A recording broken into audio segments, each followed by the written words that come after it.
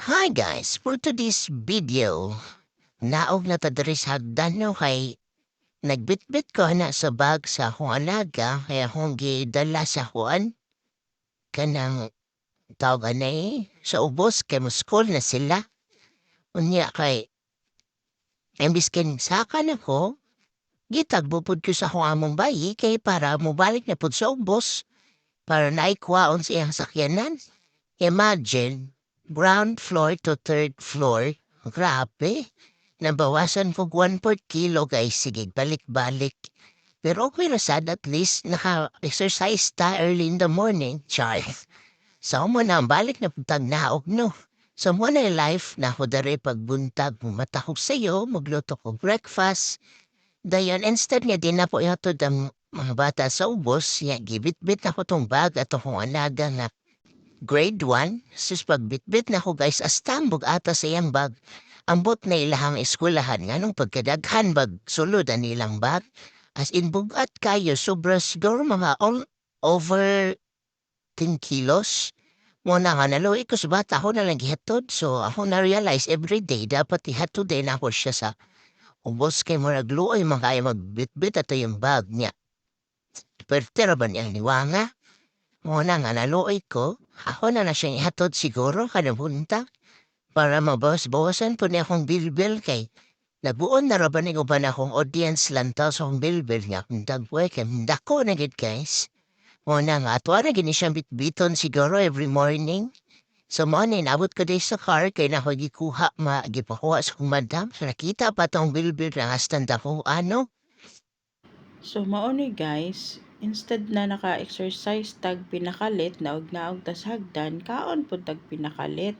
So mao ni atong gikaon breakfast ay Diyos ko Lord.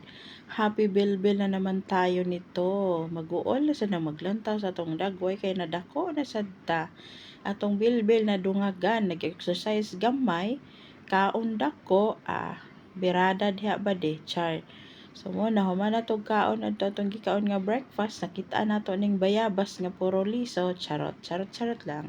So ganahan ng mga bata ni ang name ni sa Arabic Roman, ang English ani murag pomegranate o promenade. So basta something nga ano ay ambot na lang basta puro liso ay na pagbuot diha. Kay nakalimot ko kung saon ako siya pag in English kay naglisod kong pronounce basta bayabas nga puro liso dari sa Middle East char ay nagbot-bot diha halantaw na sa kong video diha kung wala mo ganahi hala skip na ninyo char ayaw mo pagbuot kay trying hard to be vlogger ba yan ay sana all. So, mao na guys, lantaw na ninyo, nga mao na gina siya. Bayabas nga pula, murag iyang simod ga pula-pula. Charot, masuko na pud to karon. Amot na lang, wala man ta ko na hilamot. Kadugayan, pasilakan ta kaning puro liso nga pula nga murag imong simod. Char. So, mao ni guys, lami kay ni siya kaunon guys. Lami pa sa iya ha. Char. Masuko, ito ron. Basta mao ni guys, lami kay ni siya. Tamis-tamis nga aslom-aslom. Pwede pa daw ni siya itanom sa Pilipinas kay na ako'y friend nga natagaan anig liso sa una. Yan ang gitanom guys. Dahil nabuhi daw, ambot lang karon kay wala ko'y update kung hintubo na ba, unsa na makadako. Basta yang inform na ko mga 5 months ago, nabuhi daw. Ambot lang kung dako ba yun.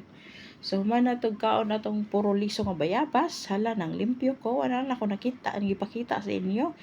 Nagmap ko dara, nagsilig-silig ko dara kay moabot akong boss from Saudi. So kinahanglan makita niya nga limpyo-limpyo kuno hay tayo na patay ref dara limpyohanan pa.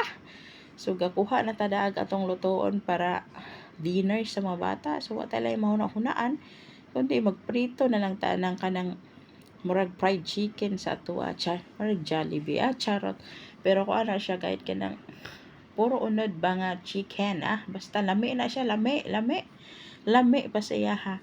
So ato na siyang iprito with french fries, di lang ako napakita ang french fries basta mauna na siya.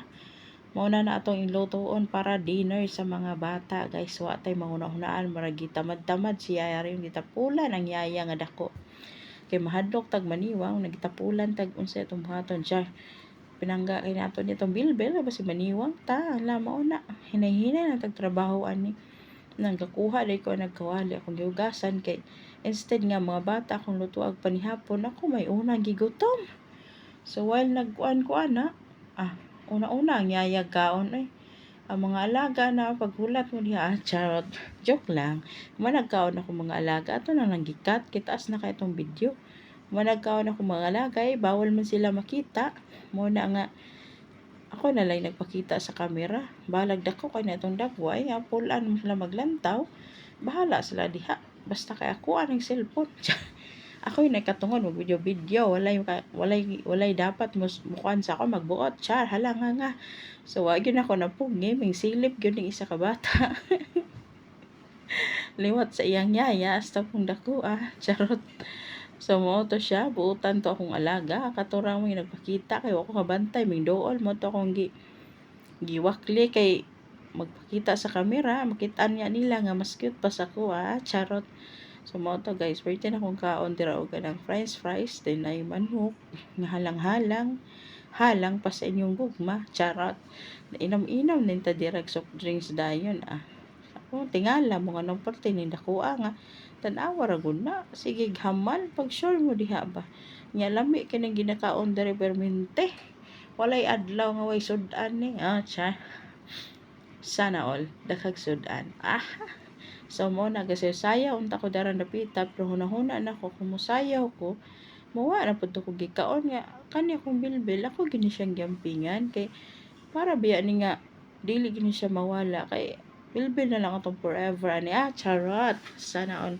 So mao na diha nga inday nga kaon gyud bahalag ignon kag dahog lawas kay di man sila gabuhi nimo tara na pod makasab-an na pod ta anig pulag si Modron. So mo na guys mga unta